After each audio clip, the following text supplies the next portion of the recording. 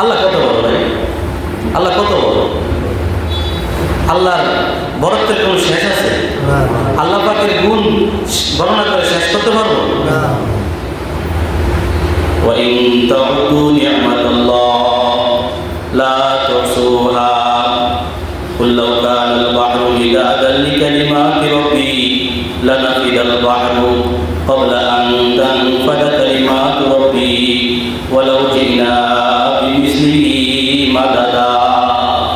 এই সারা দুনিয়ার সমুদ্র যদি কালি হয়, সারা দুনিয়ার গাছের ডাল যদি কি হয়, কলম হয়, গাছের পাতাগুলো যদি খাতা হয়ে যায়, মুসলমান ভাইরা আমার, সারা দুনিয়ার পানি শেষ হয়ে যাবে এবং গাছের পাতা শেষ হয়ে যাবে, গাছের ডাল শেষ হয়ে যাবে, কিন্তু আল্লাহ পাকের গুণগান বর্ণনা করা কি হবে না?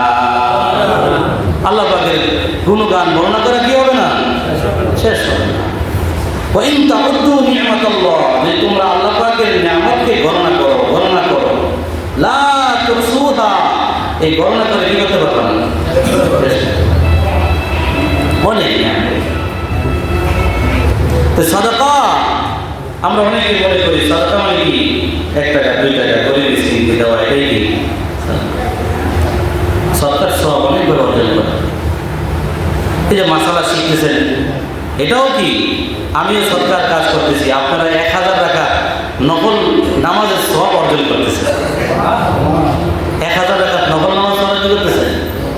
অনেক বাইকে অনেক কোম্পানি ওলামা একরাম আসে বয়ান করে, অনেক বাইকে দেখা যায় এক্সট্রা করে আগ্রহী করে, না বুঝে না জানে।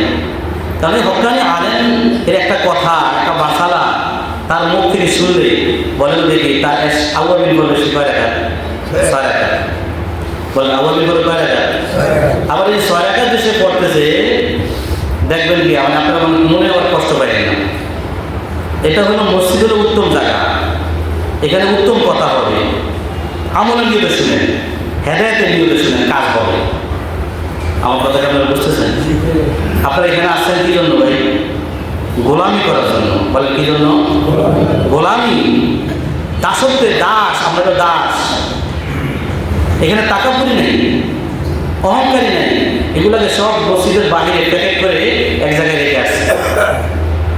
যদি বয়ান শোনার দ্বারা যদি আল্লাহ পাক হেদায়েতের দরজা খুলে দেয়, তাহলে ওই গাছটি কোথায় থাকবে? যেখানে রাখছে ওখানে। আর যদি তার জন্য আল্লাহ পাক হেদায়েতের দরজা না খোলে, তাহলে সে বলবে বন্ধু আসো। কষ্ট হয়েছে? কষ্ট হয়েছে? এই জন্য ভাই এখানে আমলের নিয়ে একটু কথাগুলো শুনবেন। কিসের কথা? আমলের নিয়ে। এখন যে ভাই স্টার্ট করতেছে অথবা আউয়াবিল করে, দেখবেন যে তার সূরা ফাতিহা ঠিক নেই, এবং এর সাথে যে সূরাগুলো সে মিলিয়ে করতেছে এরও কি নেই, ঠিক নেই। তারপরে তো ঠিক না হলে তো করতে হবে, কথা বলে ঠিক না হলে তো কি করতে হবে, আবার এর পাশাপাশি শিখতে হবে। বলেন পাশাপাশি কী করতে হবে?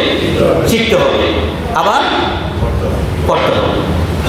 এখন আত্মাহিয়াতে তার শুদ্ধ নাই, দোয়ায় কোনো শুদ্ধ নেই, হ্যাঁ, দুরূদ শরীফ শুদ্ধ নাই, দোয়ায় মাসুরাও কি নেই, শুদ্ধ নেই। এটা মানে কতটুকু গ্রহণযোগ্য আল্লাহর দরবারে এটা একমাত্র জানে কে? আল্লাহ।